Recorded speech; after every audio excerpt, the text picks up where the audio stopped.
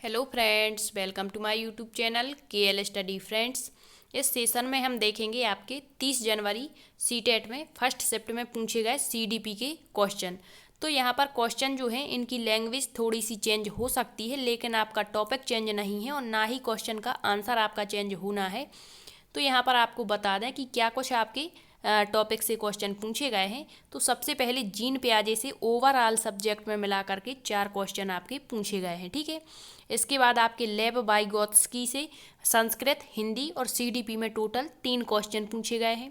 इसके बाद आज कोहल वर्ग के सिद्धांत से 2 क्वेश्चन पूछे गए हैं, वो भी CDP में। इसके बाद नॉम चॉम्स्की से हिंदी, संस्कृत और CDP में मिलाकर के टोटल 3 क्वेश्चन बने हुए हैं, ठीक है। इसके बाद आपके हार्वर्ड गार्डनर की जो बहुबुद्धि सिद्धांत है, इससे 1 क्वेश्चन पूछा गया है। इसके बाद आपकी रिपीटेड क्वेश्चन है निपुण भारत से, जो कल पूछे गए थे वही क्वेश्चन हूबहू थोड़ी सी लैंग्वेज चेंज करके आज पूछ लिए गए हैं। जैसे FLN से संबंधित क्वेश्चन पूछा गया है, ठीक है। इसमें थोड़ी सी लैंग्वेज इसकी कठोर दी गई थी। इसके बाद आपकी जो निपुण भारत का लक्ष्य है वो कब तक का रखा गया है, ये भी यहाँ पर पूछा गया है। इसके बाद आपकी समावेशी शिक्षा से क्वेश्चन पूछा गया है। जेंडर से हर शिफ्ट में आपका क्वेश्चन पूछा जा रहा है, ठीक है। इसके बाद आपका कथन और कारण से 2 से 3 क्वेश्चन पूछे गए हैं। ऑटिज्म और आपका जो ADHD है, इससे भी आज क्वेश्चन पूछा गया है और शिक्षण से आपके क्वेश्चन पूछे गए। इसके बाद आनुवंशिकता एवं जो आपका वातावरण है, इससे क्वेश्चन पूछा गया। इसके बाद जो भाषा के भाग होते हैं, जो स्वनिम रूपिम, इससे जैसे सबसे पहले बालक कौन सी क्रियाएं करता है या इस तरह की ध्वनि निकालता है तो उसे क्या कहते हैं, कुएं कहते हैं या बबलाना कहते हैं। इसके बाद एक क्वेश्चन पूछा गया कि कोई बालक जो है खेलने से पहले, फुटबॉल खेलने से पहले कूदना सीखता है तो ये किस विकास के अंतर्गत आएगा, शीर्षाभिमुख होगा या समीप दूराभिमुख होगा। तो ये सारे क्वेश्चन आपके पूछे गए हैं, हर एक टॉपिक को यहाँ कवर किया जा रहा है। तो आइए देख लेते हैं क्वेश्चन क्या क्या पूछे गए, ठीक। सबसे पहले जीन पियाजे से क्वेश्चन पूछा गया कि जीन पियाजे के अनुसार किस अवस्था में बच्चा अमूर्त चिंतन करता है। तो अब क्वेश्चन कितना भी बड़ा हो, वहाँ पर दिया गया था आपका अमूर्त चिंतन, ठीक है। तो आपको यही देखना था। तो ये कौन सी अवस्था की विशेषता है इनकी, तो इनकी जो चौथी अवस्था है औपचारिक संक्रियात्मक अवस्था, जो 11 वर्ष से अधिक की होती है।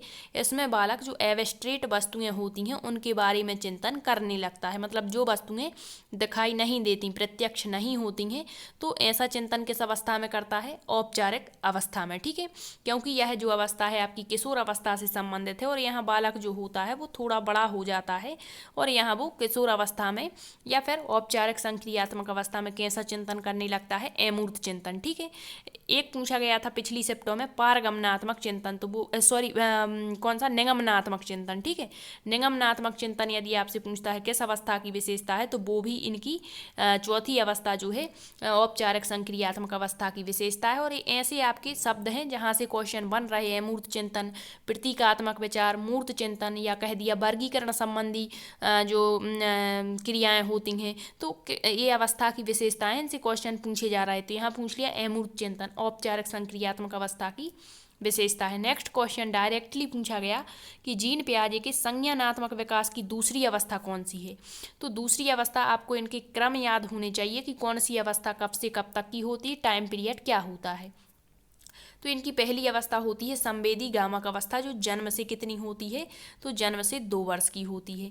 इसके बाद दूसरी अवस्था प्राक संक्रियात्मक अवस्था है, जो 2 से 7 वर्ष की होती है।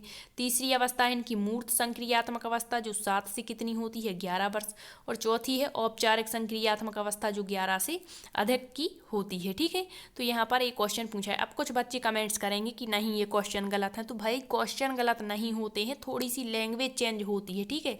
आपके यही टॉपिक्स से क्वेश्चन पूछे जा रहे हैं। आपको यहाँ पर सारा एनालिसिस इसलिए देखना जरूरी है क्योंकि आपको यहाँ क्वेश्चन भी पता लग जाते हैं कि किस तरीके से आपका क्वेश्चन का लेवल रखा जा रहा है, ठीक। नेक्स्ट है लेव वाइगोस्की से क्वेश्चन पूछा गया।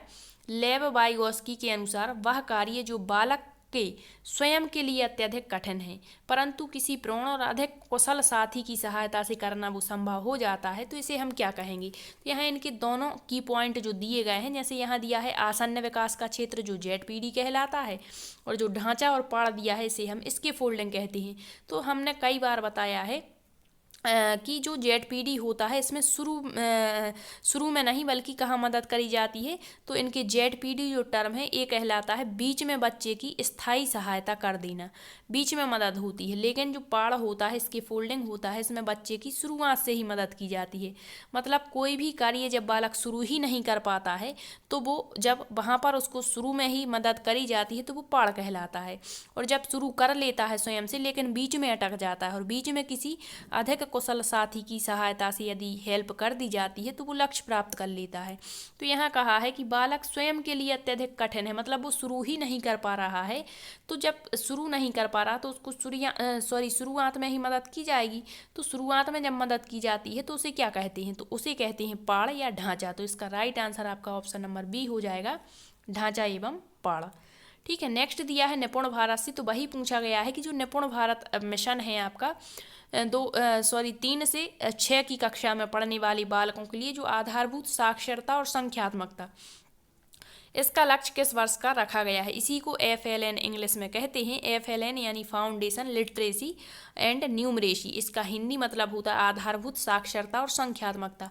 तो इसका लक्ष्य कब से कब तक का रखा है, तो 2026 से 2027 तक का लक्ष्य रखा गया है। तो ये रिपीटेड क्वेश्चन है और कई शिफ्टों में ये क्वेश्चन पूछा जा चुका है। FLN का पूरा रूप क्या है, तो ये भी कल भी पूछा गया था, फाउंडेशन लिटरेसी एंड न्यूमरेसी होता है इसका फुल फॉर्म। और यह बहुत ही बड़ा टॉपिक है, निपुण भारत आप देख लें, एक क्लास हमने डाली हुई थी उसमें इसके बारे में बताया है। ठीक है, हिंदी में से आधारभूत साक्षरता और संख्यात्मकता कहते हैं। नेक्स्ट है कोहल वर्ग का सिद्धांत, इससे 2 क्वेश्चन पूछे गए हैं। क्वेश्चन है कोहल वर्ग के सिद्धांत के योगदान के रूप में निम्न में से किसे माना जा सकता है। तो क्या इनका ऐसा विश्वास है कि बच्चे नैतिक दार्शनिक हैं, तो नहीं, इन्होंने ऐसा नहीं कहा अपने सिद्धांत में। क्या इन्होंने संज्ञानात्मक परिपक्वता और नैतिक परिपक्वता के बीच सहयोग का समर्थन किया है, नहीं, इन्होंने संज्ञानात्मकता की बात नहीं की है। इस सिद्धांत में विस्तृत परीक्षण प्रक्रियाएं, बिल्कुल नहीं, परीक्षण इनके सिद्धांत में सम्मिलित नहीं है। नेक्स्ट है यह नैतिक तर्क और कार्यवाही के बीच स्पष्ट संबंध स्थापित करता है, तो बिल्कुल सही दिया है, इनका राइट आंसर हो जाएगा ऑप्शन डी। नैतिक तर्क जो होता है और कार्यवाही के बीच में इनका जो संबंध सिद्धांत है वो संबंध स्पष्ट करता है। मतलब प्रत्येक स्तर में 2-2 अवस्थाएं होती हैं और बालक जो है इन दोनों अवस्थाओं के बीच में फंस जाता है, नैतिक दुविधा में फंस जाता है और फिर बालक नैतिक दुविधा से निकलने के लिए नैतिक तर्क का प्रयोग करता है और वह इसमें संबंध स्थापित करता है। तो राइट आंसर ऑप्शन डी हो जाएगा। नेक्स्ट क्वेश्चन चौमास्की से क्वेश्चन पूछा गया है, तो इनका डायरेक्टली क्वेश्चन पूछा गया था कि जो चौमास्की महोदय हैं, भाषा अर्जित करने की एक अंतर्जात क्षमता है और यह मानव में जैविक वंशागति के फलस्वरूप प्राप्त अद्वितीय क्षमता होती है, इसे क्या कहते हैं, तो भाषा अर्जन यंत्र कहते हैं। LAD लैंग्वेज एक्वाजिशन डिवाइस, इन्होंने सार्वभौमिक व्याकरण का सिद्धांत दिया है। नेक्स्ट क्वेश्चन यहाँ पर हार्वर्ड गार्डनर के बहुबुद्धि सिद्धांत से पूछा है दूसरे व्यक्तियों के भावों को, मनोविचारों आदि को जानना और समझना ऐसा मतलब जिसके अंदर पाया जाता है, तो उसके पास हार्वर्ड गार्डनर के अनुसार कौन सी बुद्धि होगी।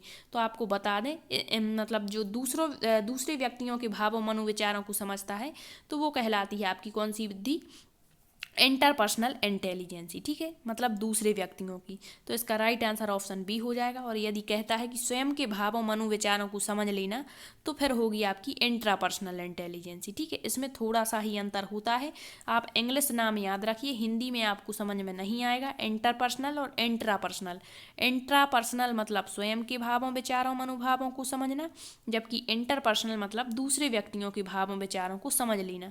अब दूसरे व्यक्तियों के भावों विचारों को कौन समझ लेता है, जैसे एक संत हो गया, ठीक है, योगी हो गए, इसके बाद एक शिक्षक हो गया, एक व्यापारी हो गया, एक राजनेता हो गया, एक दुकानदार, तो इनके पास में कौन सी बुद्धि होती है, इंटरपर्सनल इंटेलिजेंसी। ठीक, नेक्स्ट है आपका कक्षा 5 की एक पाठ्य पुस्तक में इस प्रकार के चित्र दिए गए हैं जिसमें महिलाओं को घरेलू कार्य करते हुए, बच्चों को संभालते हुए दर्शाया गया है और जो पुरुष होते हैं उनको डॉक्टर, वकील, अभियंता और वैज्ञानिक के रूप में दर्शाया गया है। तो यह किसे दर्शाता है यह चित्र, तो यह सीधी सी बात है, यह जो है लैंगिक भेदभाव को बता रहा है कि महिलाएं घर के कार्य के लिए बनी हैं और पुरुष बाहर के कार्यों के लिए। तो ये किसको दर्शा रहा है, लैंगिक भेदभाव को। और आपके जेंडर से हर शिफ्ट में एक क्वेश्चन पूछा जा रहा है, तो आप थोड़ा सा इस टॉपिक को रिवाइज कर लें। ठीक, नेक्स्ट क्वेश्चन व्यक्तित्व विकास में डैश एक महत्वपूर्ण भूमिका का निर्वाह करता है।